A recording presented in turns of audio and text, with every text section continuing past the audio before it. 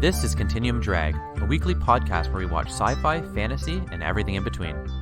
This week, Swamp Thing, Season 1, Episodes 1 and 10. He'll make it to town. Go now. That path. Hurry. Suppose he doesn't make it.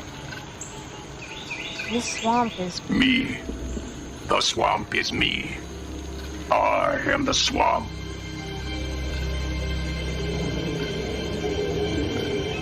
Welcome to Continuum Drag, the podcast mucking about in the swamp. I'm Luke, here with my co-host Jordan. What's real, Jordan? I have something that's real, and it's said by our title character of the show, Swamp Thing, and he says, "The swamp is me. I am the swamp." And I mean, truer words have never been said. It's true. I mean, if there's one thing that can describe Swamp Thing, it's he is the swamp is him. Yeah. I mean, that is about the personality he has of a swamp. Oh, I mean, we'll talk about this, and we have at least a few episodes of this show, but man, oh man, do they not want to give Swamp Thing any screen time. Anyway, as you can tell, we're starting our best of watch of the 90s live-action Swamp Thing show. Very important because there's also a 90s animated Swamp Thing show at the same time. America had Swamp Thing fever in the 90s, apparently. I think what a lot of this is, and I don't have any information to back this up, it's just my opinion, is I think it's a little bit of the reverberations of Batman that came out in 1989, which is like, oh crap, people like superheroes, let's quickly make some really low budget things that might make them accidentally watch. Right. Well, I mean, I haven't looked into it too much, but it appears that this is a continuation of the, like, I believe it was 1981, 82, the Swamp Thing movie. Yeah, well, there's a Swamp Thing movie in 82, and then a sequel in 80, I think it was 87 or 89, but it's like loosely connected with an entirely different tone. I watched both as a kid, and I barely remember them. I only remember bits of them, but this is the only, I think, real connection is old Dick Durock, who's playing Swamp Thing. Yeah, I think they're using the same sets and makeup and stuff from the movies. Like, they were laying around, they're like, let's keep this train rolling. So, but yeah, I mean, it just implies that, like, people really want... I mean, I know so little about Swamp Thing. I tried to read, like, a comic collection of Swamp Thing things, and I was like, this is not for me, and I walked away from it. But I'm like, so much Swamp Thing in the early 90s. Well, it's funny because, like, he's gone through some, iterations of the character, the most popular obviously being Alan Moore's run in the 80s, where has really nothing to do with this. It's a lot more horror-based and psychological kind of sort of comic, as opposed to, I don't know what you call this, but I wouldn't call it psychological. It's a children's show. It's a children's show, but it's a children's show by people who hate children. It's at one point, one of my notes, I just wrote after the first episode, we're talking about it, I said, it's fascinating to see a show that seems to be completely written by a computer. This is like, but like a computer from 1990 too. Like, they just pumped in information. This is like, remember when we watched Automan? He would just put in like handsome guys, pictures of it, and then it made Automan. This is like what it is. It's like they just put in information like comic book, swamp, and then it just typed out like words that don't really fit together as sentences. And they're like, there's a script. Well, Jordan, I should probably remind the listeners that when we're doing one of these best of watches of these things, we're not going to watch all the episodes. Thank God. We'll get into it. Thank God. I know. But we're going to watch the pilot, we're going to watch the finale, and then we're going to watch the top 3 episodes of each season, which I got to say, Jordan, thank God for that, because season 1 and season 2, like, I think season 1 has like 16 episodes, season 2 has 11, and then season 3 has 39 episodes. Very abruptly, like, triples the episode count. Yeah, I haven't read that much about it. I don't know what happened there, but I was like, holy moly, they made a lot of episodes of this. How is that possible? I think they got to season 3 and they're like, we're not making any more seasons, but we got to hit syndication. They're like, quick guys, we're spending about $25 an episode, so we can shoot like 4 or 5 of these a day. Yeah, I can't imagine what the quality gets like when you're just going to churn out 39 episodes in, I assume, the same amount of time. Yeah, probably. At any rate, so we're going to watch these episodes, and we figured out the top 3 episodes, as we usually do, by looking at IMDb ratings, by looking at best of list of Swamp Thing, and of course getting some feedback from listeners on social media. But I'm going to be honest with you, Jordan, and the listener. There's no best of lists. No one likes this show. The IMDb ratings are pretty loose. A few people weighed in just to say, this one looks like it might be interesting. We're borderline watching random episodes. Like, to say we're watching the best of is like, there's no way to know the best of Swamp Thing. It's like you might as well hit a random number generator. I think, and I don't want us to bury the lead here, but there may not be a best of, if you know what I'm saying. Yeah. Even like Swamp Thing fans are like, it's pretty bad, even for a kid's show. Again, I don't even know if this is a kid's show. I don't know what the, like, you'd have to have a kid who like is a kid. At any rate, of course, we can always take the escape pod, which, I mean, I don't know what's going to happen, but I would look forward to that sometime in the future. Yeah, I've already strapped myself in. This is the first time we've ever started something where I'm just like, oof, I don't know how far this is going to go. It's, look at it. This is a rough show. I'm going to say, for just so everyone knows, I picked this show, and I know that seems to be a bit of a trend of me picking terrible things. I just thought it looked interesting. I've never seen it before. I do like Swamp Thing. I don't like this show, but I didn't know it was going to be like this. I also thought it was going to be like Incredible Hulk or something where he just goes on an adventure every week. Not what this is. No. I thought the same thing. All right. Well, Swamp Thing ran from July 27th, 1990 to May 1st, 1993 on the USA Network. And Jordan, during that period of time, we have watched 4 TV series and 1 TV movie when it was on the air. Any guesses? Oh my gosh. 1990 to 93? Let me do a quick look and see if anything pops up in my head. Any shows, just looking at a quick list. Did we watch... Oh, he's cheating, everybody. Well, because my memory is so bad. I'm just looking at a list of shows and see if there's anything. Man and Machine? Yeah, Man and Machine's one of them. Steel Justice? No, not Steel Justice, I'm afraid. All right, should I tell you? It was Nightmare Cafe.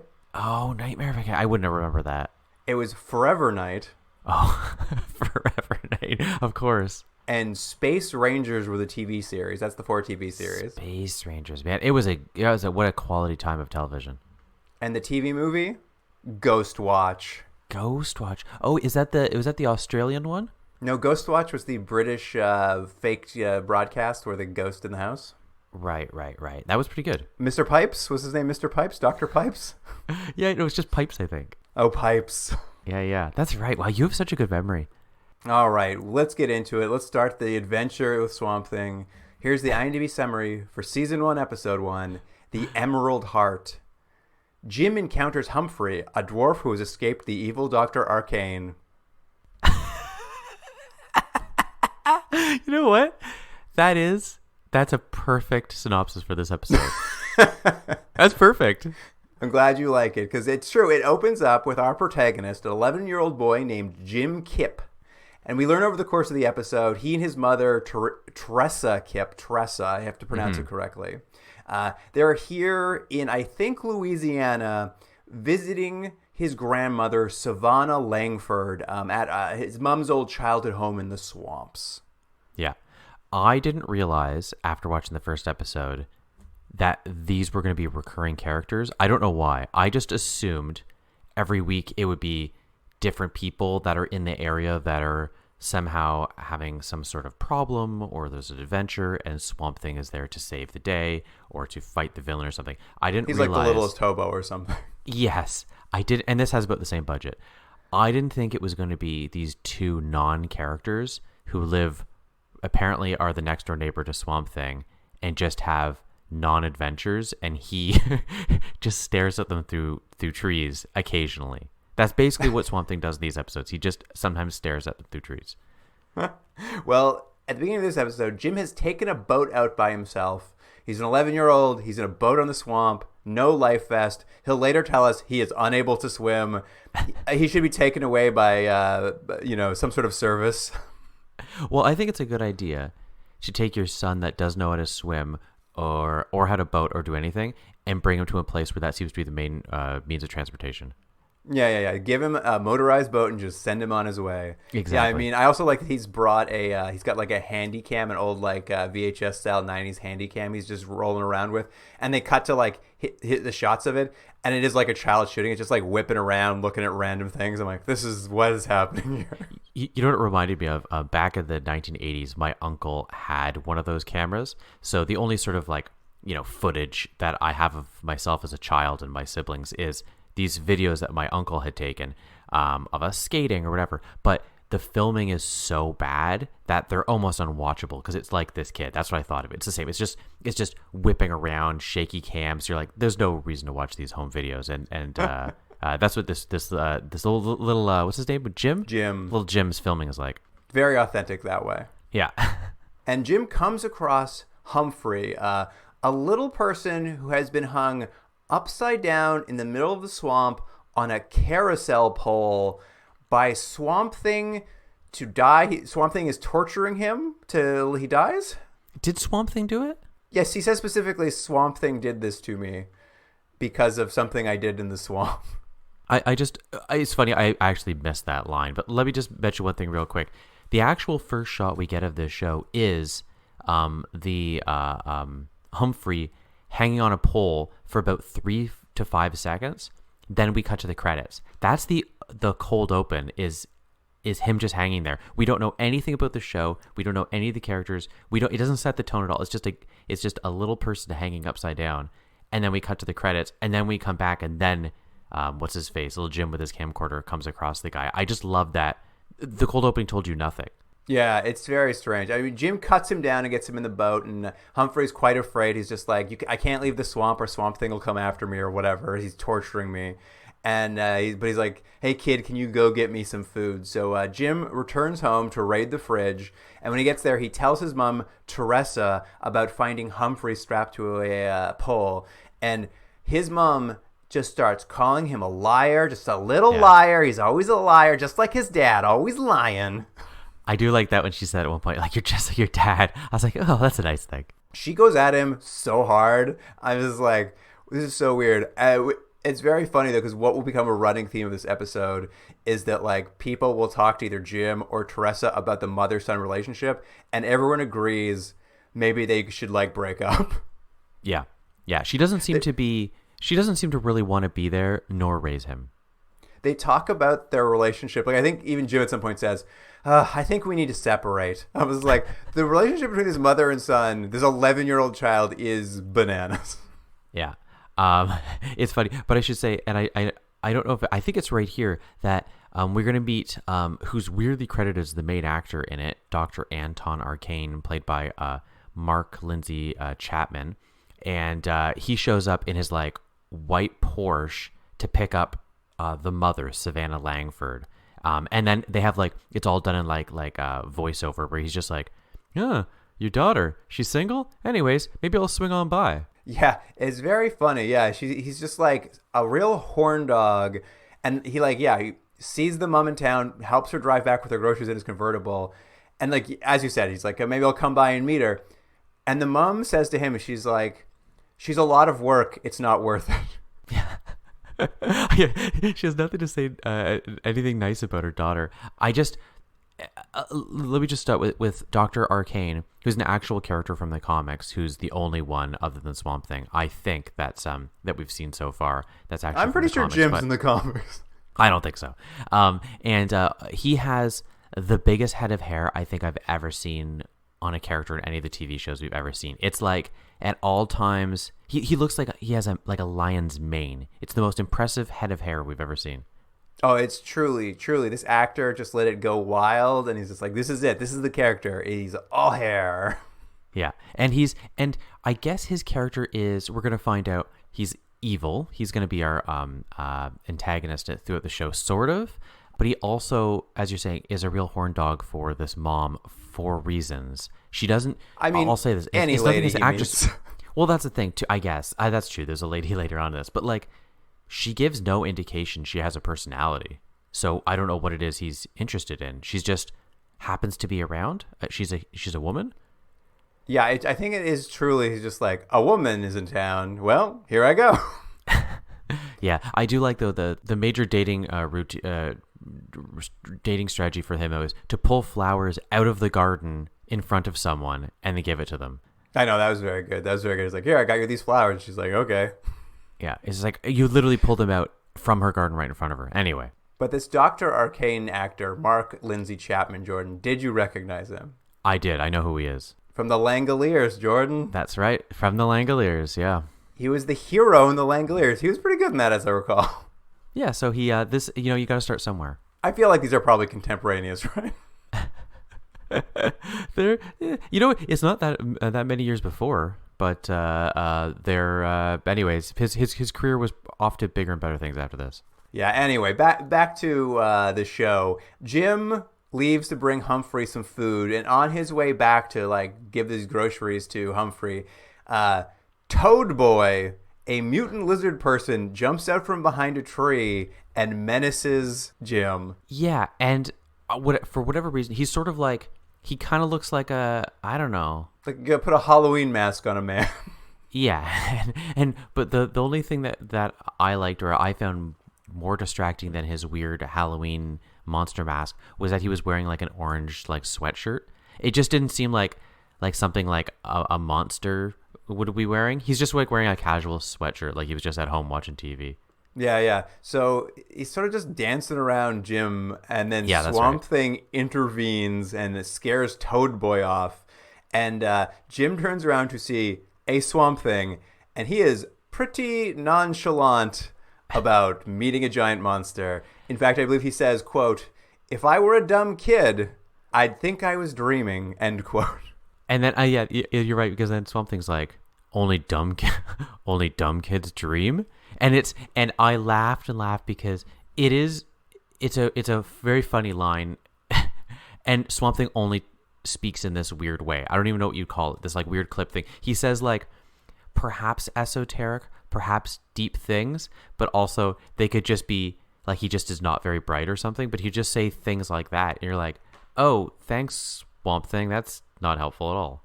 I mean, he is the swamp, Jordan. How bright could he be? How bright's a swamp? Well, I mean, depending on what version it is, he's supposed to be a scientist that died and turned into Swamp Thing, so he should have some information. Well, Jim explains why he's not freaked out, is he says that he's seen a lot of strange things in his short life because back in Philadelphia, where he's from, he loves to sneak out of the house in the middle of the night and wander around strange neighborhoods. So he's seen some things, Swamp Thing.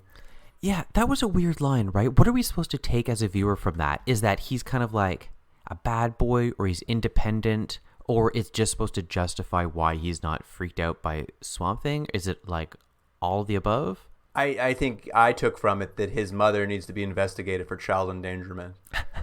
I mean, again, probably true.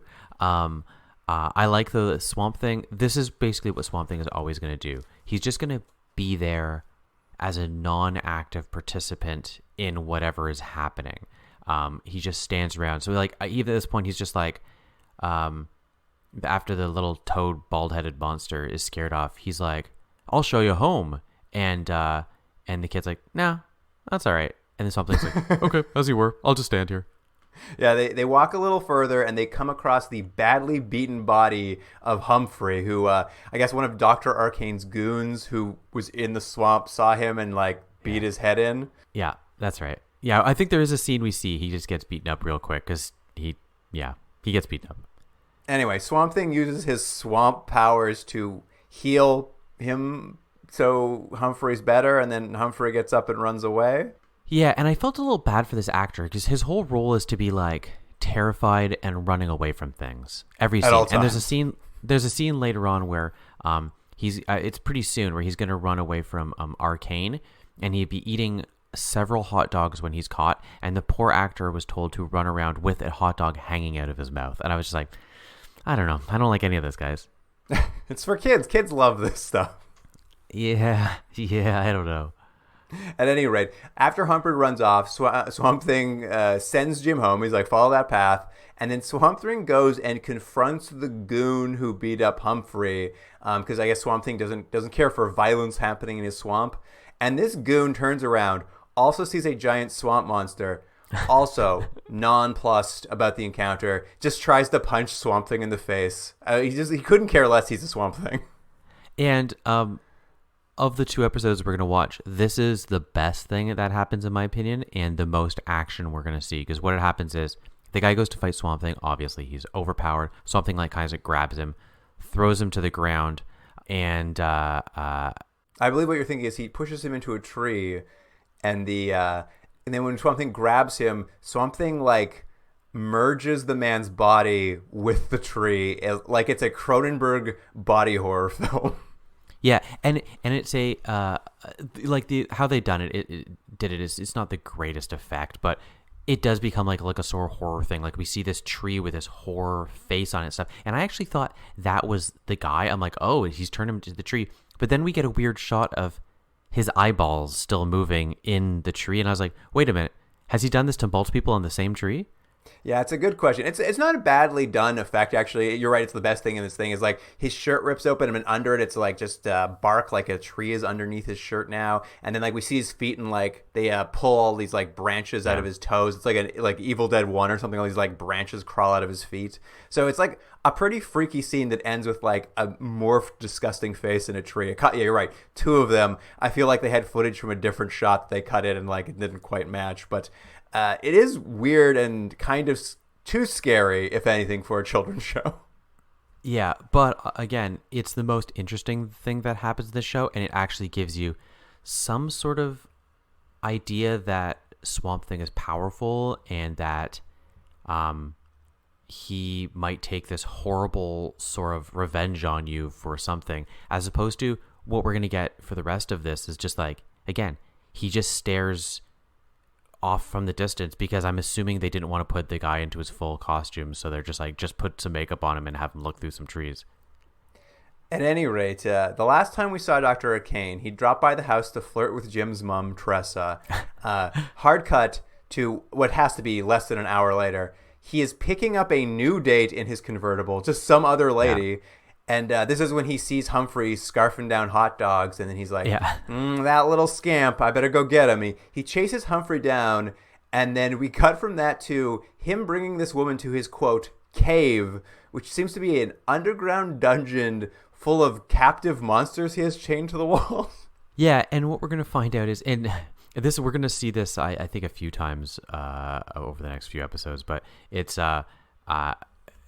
they look sort of like catacombs, I guess, and it's into where there's been a natural curvature in the rock. He's made it to a cage, and yes, there's we see a few different people, and I wrote down who do we see? We see a bat boy, and we see he looks like he's got wings kind of thing. Then there's a woman, and I didn't know what was mutated about her. It just looked like she had a chain around her neck. What was her deal? It was weird. The thing is, I guess he is a genetic scientist who likes to take people off the street and turn them into monsters. One can assume maybe Toad Boy is one of his creations. He refers to them all as mistakes. So he's like, these are all the mistakes I've made. And he walks up to that first one. He's just like, I call this one. Oh, I don't remember. I forgot the line. Never mind. I don't remember what I call this one. And he moves on. I think I could be wrong, and I it's been a while since I've read one of these comics, but I think his basic goal in life as a character in the comics is immortality. I think he is a scientist, yes, who makes freaks, but I think the whole point is he's trying to gain that immortality through these horrible experiments, which is kind of an interesting idea, and I think it'd be fun if they leaned into more of this freak element as things that Swamp Thing is going to fight, or different weird moral tales about these people, and they sort of want to do that, but don't really. It's more just set dressing that's not that interesting. At any rate, as you might recall, he's on a date with a lady. He has brought this lady down to his cave. She also could not be less concerned with what she's saying. She's like, huh, so this is your cave, huh? Look at all those mutants. What a thing. And Dr. Arcane's like, I brought you down here because I don't think you're afraid enough of me in a sex thing kind of way. Yeah. And I didn't really understand a lot of this. So we're going to find out. He says to Humphrey, who's there, he's like, didn't you ran away from me, but I'm trying to make you into a normal sized man, is what he said. That's the quote, normal sized man. And like Arcane knows that it was Swamp Thing that interfered in this experiment, which is, I guess, why he was somehow hanging on that pole in the water at some point, maybe? They never quite explain it. Yeah, Arcane like wheels him in on like a gurney because he's gonna do an experiment on him. He's like, "You've escaped me twice, Humphrey, but this time not again. I'm gonna finally turn you into a full size person." He's like, "Don't you want that?" And Humphrey's like, "No, I don't want that." And he's like, "Oh well, in that case, my date who's here, why don't you have sex with him?" And they're both like, no, thank you." And then he slaps his date. Yeah. I don't know. I don't know what this whole like, and he tells her to dance. He like, after he slaps her, she's like okay with it, which is not cool. And then he's like, dance, and she does like a sexy dance. He's like, dance so that my friend Humphrey will want to have sex with you. I'm just like, what is happening here? That's exactly what my note is. What is happening? And then, because he doesn't want to, I guess, either be with this woman and or take part in the experiment, Arcane says to Humphrey, well, I guess there's no point to you anymore. Pulls out a gun, sticks it to his head, hard cut out. By the way, we are never going to see him again. No, he shot Humphrey in the head, for sure. Yeah, he shot him in the head. I was like, guys, this is your pilot? It cuts to a lightning bolt striking, so you know that the gun went off. But it's like the most uncomfortable sequence you've ever seen that ends with like a man getting shot in the head. And it's just like, I don't know what's happened. Like last time we saw this guy, he was trying to ask Jim's mom out, and now we're watching this. And then what I love is, well, you're right, there's a lightning strike, and then they cut to Jim has packed his bags, and vacation's over. Yeah, his mom has packed his bags. They're leaving, and the mom runs out and is like, to some, like, there's like shirtless guy who's taking their bags to a boat. You're missing the big turn, Jordan.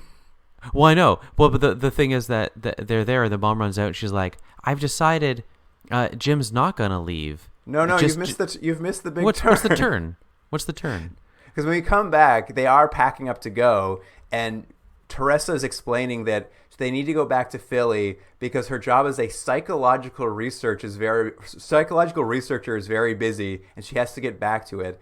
And which is so funny to me that she is like a psychologist who doesn't know how to deal with her son, her liar son that she can't deal with. He's too much for her to handle. She said it to all the best psychiatrists, no one can cure his lying. He's just like his father. At any rate, they have this conversation. She has this conversation with her mother, and her mother's like, well, I don't mean to, throw anything in your face, but you were a bit of a liar as a kid too. Remember when we gave you that emerald heart necklace, which is the title of the show? And she's just like, and you lost it and then lied to us about getting it stolen. So, you're not as innocent either. And then Grandma says to her, is just like, I think right now you and your son are bad for each other and you should leave him here with me. And she's like, I need to go on a walk to think about this. She goes into the swamp, sits down on a stump, looks to her right, and the emerald heart necklace she lost is hanging from a tree branch. She looks at it, it glows. She just nods her head, gets up and walks away, and we cut back and it's just like, Swamp Thing was holding it the whole time? Yeah, I don't know, because I think what was implied is that Swamp Thing made it. He made this thing as a way to like bring them together. But I'm like, but why? If that's the case, one, I didn't know he could do that. But why? And then two, why would she have ever left it there? I don't understand. Like, did she leave it there and Swamp Thing just knew, and he's just been waiting for this moment to be like, hey, it's over there. I've been saving it for you. It doesn't make any sense. And I love that that's apparently the point of this episode, which we didn't know until this scene. Well, that's the thing. She sees the necklace, and when she comes back, as you said, a shirtless water taxi driver is pulled up to take them away. And he introduces himself. I think this is a character who's like, hey, it's me, Obo Hardison. Good to meet you. And I was like, excuse me, Obo Hardison? Yeah, it's Orbo. It's the only lines he has in the entire thing, but he has to introduce himself because they like need you to know who he is. The mom runs out of the swamp, stops Jim from getting on the boat, and she announces she's come to a decision. She's leaving Jim here with Grandma, and she's going to go back to Philly. And so Jim takes his suitcase, unbuckles it, and then dumps his clothing all over the lawn and runs away out of joy. Yeah, and they all laugh, and I thought, Jim is a bit of a trouble. He's a little bit much to have to take care of. What is happening? I don't understand. And that's the end of the episode. Yeah. So I there's a thing we'll have to talk about for the second episode, but I had to rewatch this because I thought the grandma left, but it is the mom. No, that leaves, it was the mom. I went back. Mom leave. The grandma left her own home. That's what I thought. I'm going to Philly to become a psychological researcher, daughter. You stay here with your son. Anyways, that's the first episode. All right, well, let's keep going because that was bizarre. Here's the IMDb summary for Season 1, Episode 10, New Acquaintance. Will you do something silly for me? Depends. What? Will you ask your mom to be standing in the open doorway when I walk up? That's what I imagine when I stare. Beautiful woman standing in the doorway inviting me in. She's not home right now. Can't I invite you in? Sure. Jim befriends a little girl with volatile behavior. Again, very accurate. It's pretty much what it is. I was hoping, and I thought, when you're going to meet this new girl, Lily is her name, and she's a little bit mysterious, and you're not quite sure what her deal is till the kind of end of the episode. I was really hoping she was either going to be some sort of product, like she was a monster from Arcane, or there was something sort of like mysterious in a like she was a ghost, or she was, I don't know, something magical or anything. And it's not. It's they picked the most boring thing they could do with her. There's a brief run, and we'll get into it in a second, but there's a brief run at the beginning of this episode where you're not sure what's the deal with her. And then, like, you see blood dripping out of a bag. And when they get to Jim's house, she's very insistent on getting an invitation to come inside. Like, they plant all the seeds that she is a vampire, but she's not a vampire. Yeah, and the thing is, why would you pretend? As a writer, why would you make someone think it's a vampire, the person is a vampire, and then not have them? Because I think it was an accident.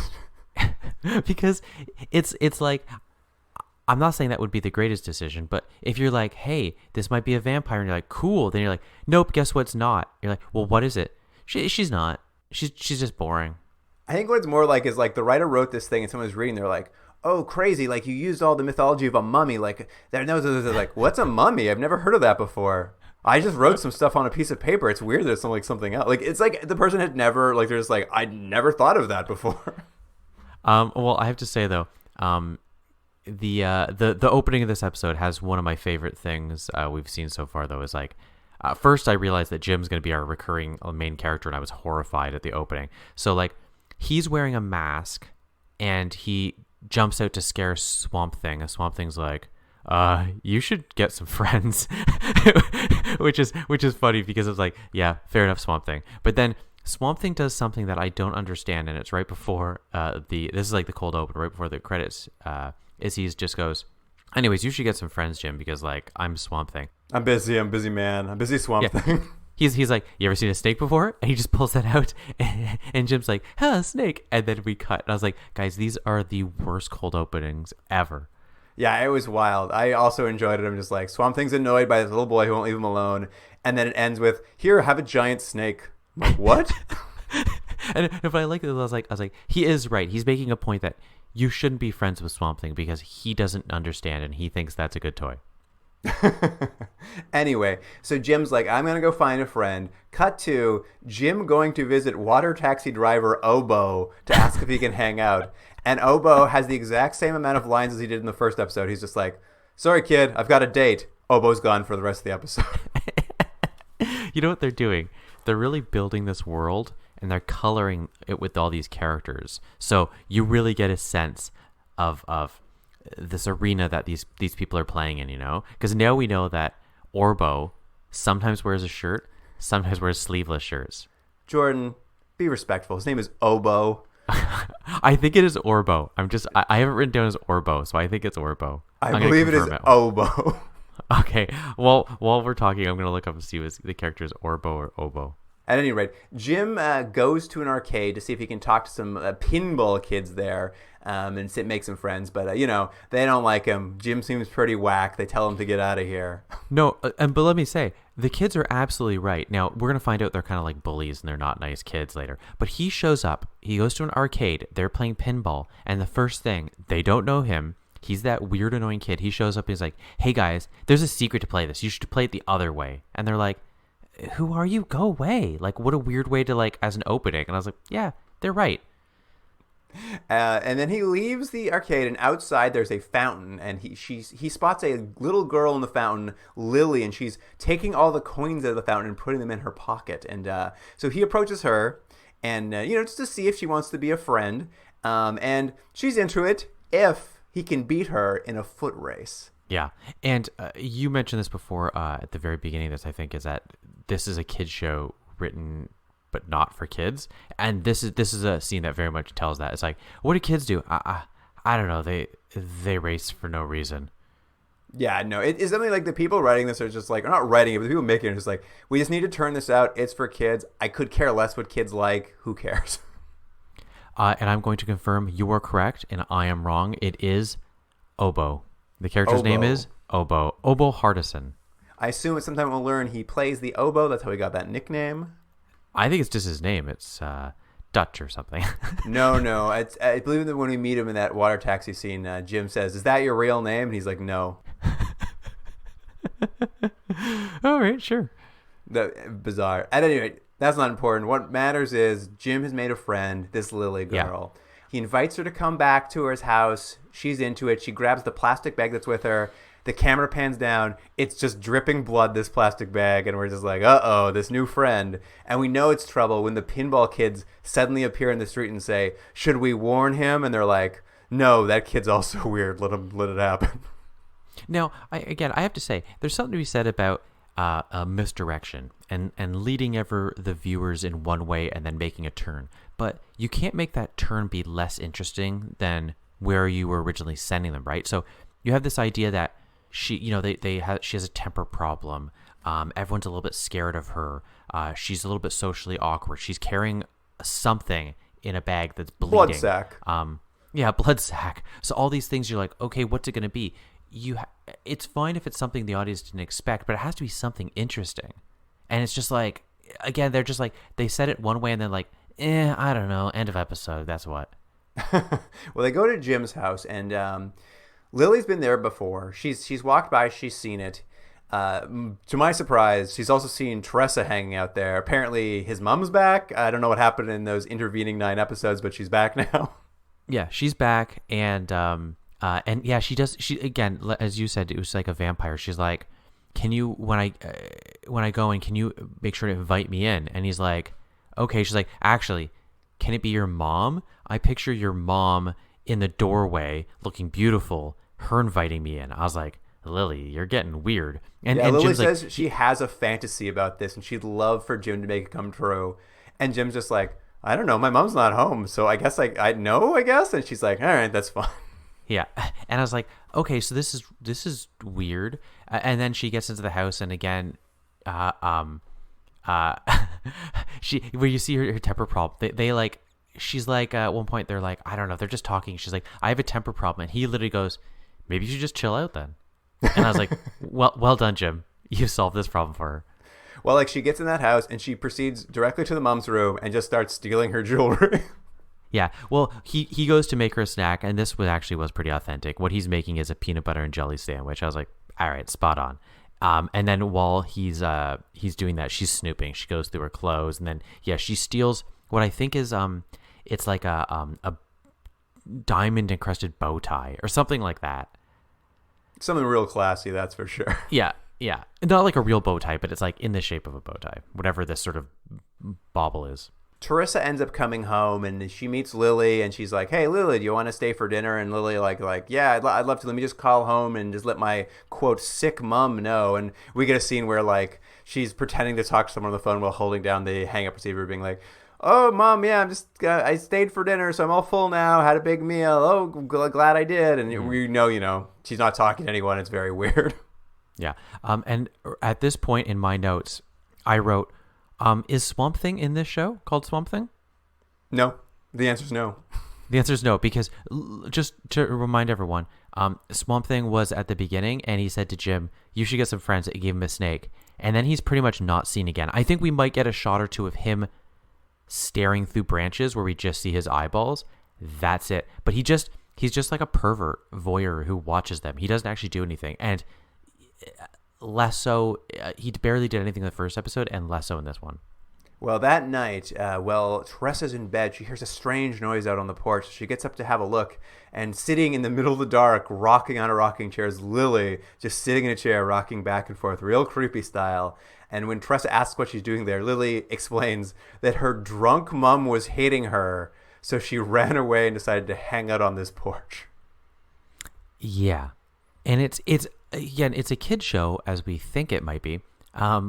But it's very dark. It's a very dark thing. But you assume, well, she's lying because she's lied about everything to this point. So the mom's just like, that's really sad. Why don't you come in? And she lets Lily come in and sleep in the guest room. Yeah. And the next day, Lily and Jim get up. They're going to go play in the swamp. And they get out there, and Jim catches Lily using his pocket knife, carving his initials into a tree. And now Jim knows that the swamp is Swamp Thing and Swamp Thing is the swamp, so he really objects to the idea of carving your initials into a tree. But when he does, Lily's a little offended by his rudeness or, telling her what to do. So she turns the knife on Jim as if to stab him, and Jim runs away. Mm-hmm. And then, to be fair, she also chases him with the knife, and then runs away looking for him as he's hiding. And I was like, Lily, not the best move. But Jim finds Swamp Thing, and he's like, Swamp Thing, I tried to make a friend.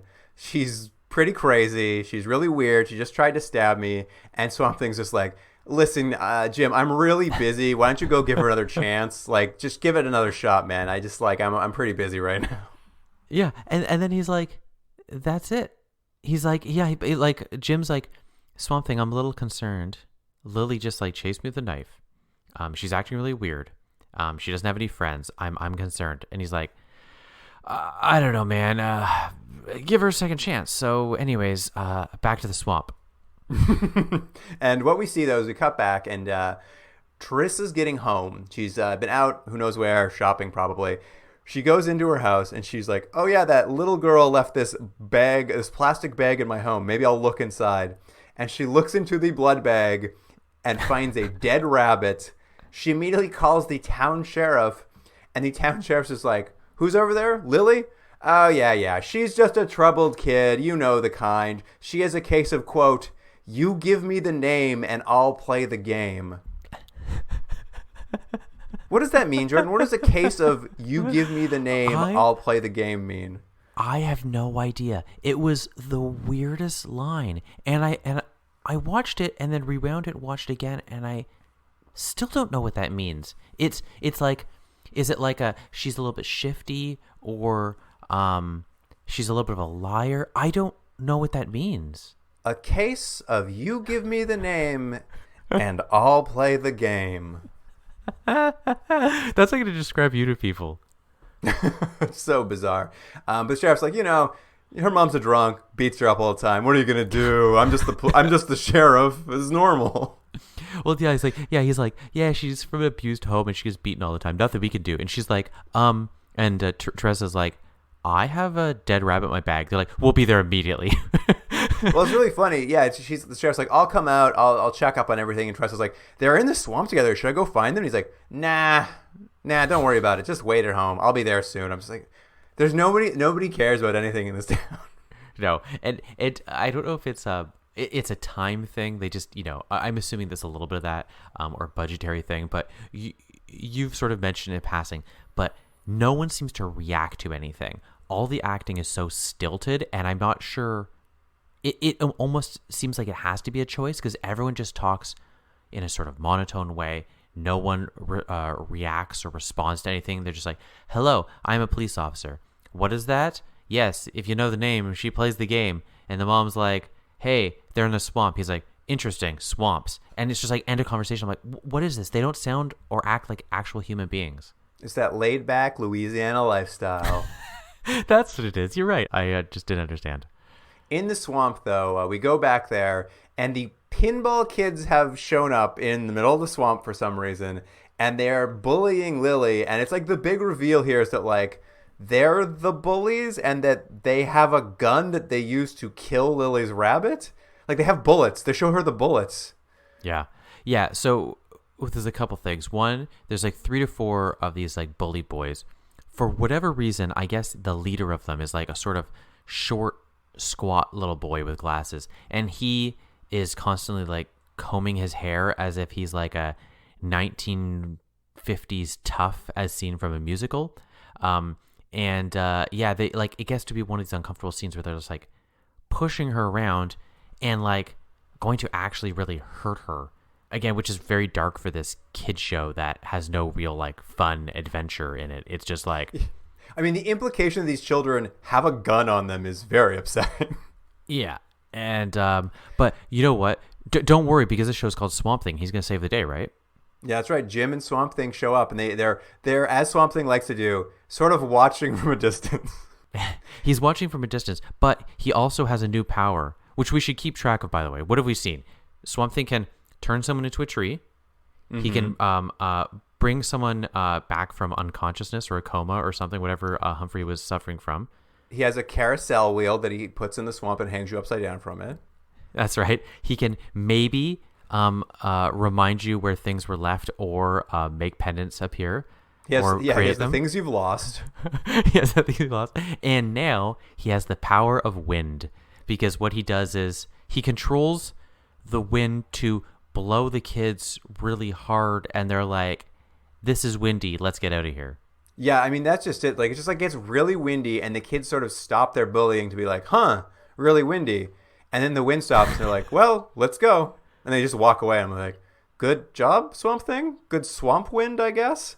Yeah. And that's it. And so they come back. The sheriff is there, and they're basically like, anything happened there, kids? And they're like, nope. He's like, my job's done. Yeah, Teresa was really worried about this. The sheriff's arrived, and then the kids just walk back to the house, and he's like, well, you want me to do anything? And she's like, no, I don't have any questions about that dead rabbit I found. I have no follow-ups. This little girl, she's got like a scraped knee now, so I'm going to go inside and bandage it for her. So the sheriff, like, literally, he's just like, why did I come out here? And she's like, I don't know. Just get out of here. So while she's talking to Lily shows her character growth by admitting that she stole the little brooch thing. The mom's like, yeah, all right. And in a show that's very baffling, Jordan, one of the more baffling pieces of this show is this. They're getting bandaged. Lily's bandaged up. Tress is doing it. And we cut to, but like Jim's just sort of standing at the table with them. And you see he has an idea. Like, he's just like, oh, she's apologizing. She's learning. She is a good friend. And you kind of see that on his face. And there's a cut to a woman's legs underneath the table walking. And then it cuts back, and none of the characters have moved. They're all sitting in the same place. And then Jim starts walking out of the house and goes and pulls the dead rabbit out of a garbage can, because the mom, I guess, after calling the police, threw the rabbit out, and somehow Jim knows this. And I don't know why we cut to that as woman's legs randomly moving. I don't know what's happening. I know. It was some sort of bad edit, and I thought the same thing, because I rewound it because I thought maybe I missed something when I was looking down at my notes, and I went back and I was like, did he follow someone? It's like, nope, it just is like a little insert of a scene. Accidentally left left a clip that they meant to cut out. Like, they put it in there and they're like, we'll pull this out later, and they just never did. That's what it seems like, but that's not why you called. Jim goes out to the garbage, finds the rabbit. He knows, hey, wait, Swamp Thing's got nothing better to do. Goes over to Swamp Thing, gives it to him. Lady Grey. We should say the rabbit's name, Lady Grey. Oh, yes, Lady Grey, the dead gives rabbit. It to Swamp Thing. Yeah, and Swamp Thing's like, yeah, I got this. And he makes it alive. And so Jim comes back. Jim comes back with the rabbit. And it's like, it's got now like a ribbon around its neck or whatever. I think it's to indicate it's the same rabbit. The mom's like, isn't that nice? Lily's like, my rabbit's back. And it's like, nice job. End of the episode. And I was like, no one is going to ask a question. No one's going to ask where Jim went or how he has the exact same rabbit and it's back back alive? Because it was clearly dead. Yeah, it's a good question. I also like now you can add resurrection to Swamp Thing's powers. Yeah. Which, to be fair, really undercuts any sort of drama for any future episodes if he can just bring anything back from the dead. But that's it. That's the end of the episode. Jim made a friend. Yeah. I don't think we'll ever see her again, but that's it. He made a friend. Well, Jordan, do you have any final notes you want to get into about Swamp Thing, or should we just get into the ratings? I think we can get into the ratings, but I'll say again, I didn't think it was going to be like this. So just, everyone don't get upset at me. I didn't think it was going to be like this. Well, what do you think of the first episode, The Emerald Heart? I'm going to be really, really generous with the ratings of this because I know there's no way we're not going to take the escape pods. So I'm just going to be as fair as I possibly can be to the show. It doesn't make a lot of sense. The characters don't seem like real people. Even for a kid show, this is sort of nonsensical. And we barely get Swamp Thing in a show called Swamp Thing. And also, we don't know anything about Swamp Thing. We don't really understand who he is, what his purpose is. He has like no agency at all. So I'm going to be very generous and give this a 3 out of 10. I will say this episode, it's the closest I've ever watched to a dream because things that happen don't have any relation to anything that's happened before or after. Like a toad boy jumps out, then it's gone. There's a goon who turns into a tree suddenly. Who is he? I don't know. He seems to know Swamp Thing though, but why? I don't know. Hard cut. Dr. Arcane's on a date. Oh, now he wants to slap her. Oh, now he's making her dance. Oh, time to shoot someone in the head. Cut to. Now we're doing in a forest and there's an emerald heart on a tree. Hi, I'm Obo Hardison. Nice to meet you. Like it was like a dream. It was like a dream. Like nothing made sense. What came before didn't make sense what would happen after. There was no plot. Like usually in a pilot there's a plot. There's no plot to this. Like nothing happens. Nothing really like there's no real like sense of anything. You know what this is a little bit like? This is a little bit like how like Power Rangers was just a show where they, took footage from a Japanese, robot fighting show and then jammed them together. They're like, we'll just shoot a bunch of footage of these kids and we'll make, stories get together because it's just fighting scenes sort of thing. But it was like just grabbing random scenes from different episodes and then putting them together, but not actually watching what you put together. Like, you're right. Like, none of it makes sense in an amazingly confused way. So, like, there's a scene where he's just like, hi, I'm a small boy from Philadelphia. At night, I wander the neighborhood seeing strange things. What? Oh, don't worry about it. Well, we're not talking about it again. A line like that is weird, but it would be interesting if, like, later on that paid off because something happened at night. Jim goes out and his usual, and he's out, doing whatever weird thing he was doing at night. And because of that, he sees something bad happen, and thus he's able to solve the case. That's not the case at all. He just says it, and something goes, mm-hmm. Yeah, because nothing is related to anything. It's like I said, this is like watching a dream because it's not like anything I've ever seen before. I'm gonna give it a full 7 because it was so bizarre. Okay. Like David Lynch directed the first episode. Okay, so then what do you think about New Acquaintance, episode 10? It was like an after-school special where the person writing it didn't know what the lesson was or what exactly the problem was. Like, it's a story about a very troubled young woman, a girl who needs help, who needs someone to intervene on her very troubled life, but no one does. And, like, the end is just like, you kind of got a friend, I guess, but we're not going to see you again. So I guess you just went back to your terrible home because nobody cares. And, yeah, no Swamp Thing. I'm going to give this 2.5. I'm going to be very similar. I'm also going to give it a 2 out of 10. And I like to pretend and think that Lily actually is a vampire. And everything was a cover. We just don't get to it in this episode. They just forgot to add that part of the episode. Yeah, they forgot to like, add that. we ran out of time. They're like, there was too much time with a Swamp Thing not intervening at all. Bizarre show, Jordan. I mean, yeah, it's definitely a kid show, but it definitely feels so mercenary. It feels more like we have to fill a half an hour of TV and maybe we can get an action figure out of this. Yeah, I think you're right. I think it's like we somehow we have the rights to this thing.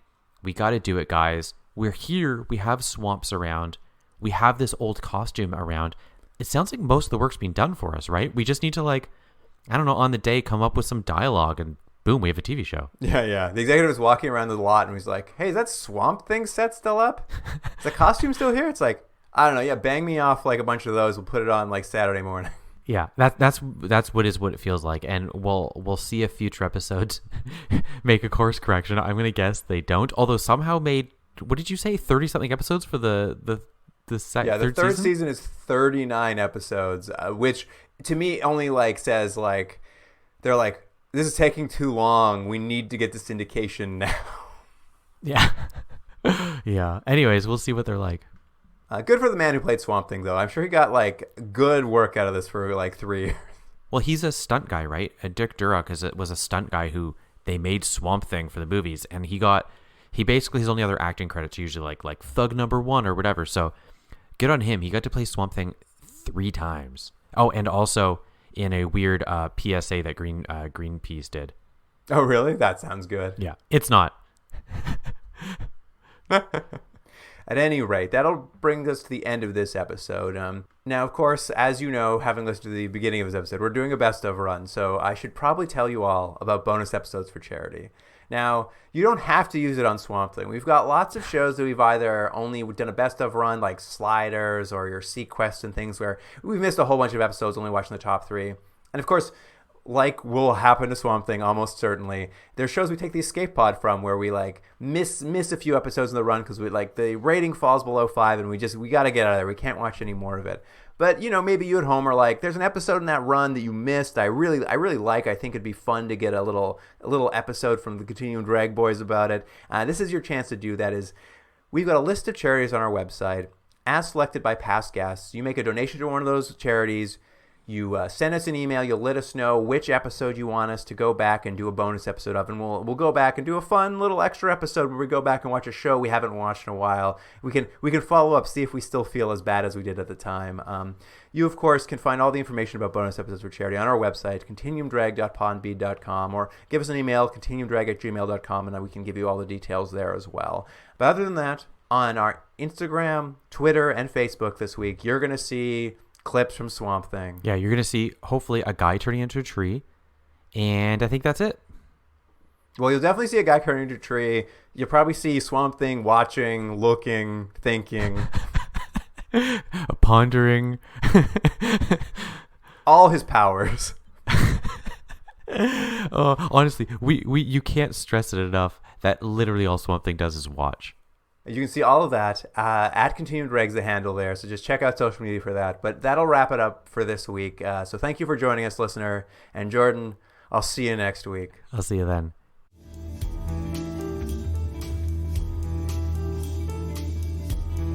Continuum Drag is recorded in Toronto, Ontario, and Seoul, South Korea. Theme music by James Rick Seidler. Produced by Jordan Delick and Luke Black. Special thanks to Aaron Yunes.